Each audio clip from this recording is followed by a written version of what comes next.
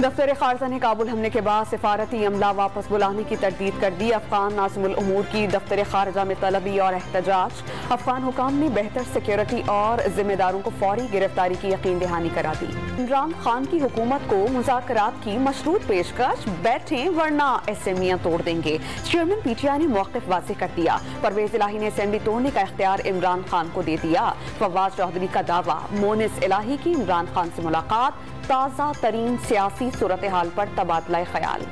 Election अक्टूबर 2023 में होंगे। मरियम औरंगजेब ने इमरान खान को तारीख दे दी। अता तारड़ ने 90% MPAs असेंबलियां तोड़ने के मुखालिफ करार दे दिए। और असेंबलियां तहलील से बचाना होंगी। आसिफ अली जरदारी सियासी बहरान से निपटने की जिम्मेदारी लेने को तैयार। वाज़ेह कर दिया, तहलील ना रोक सके तो बर वक्त तैयारी करना होगी।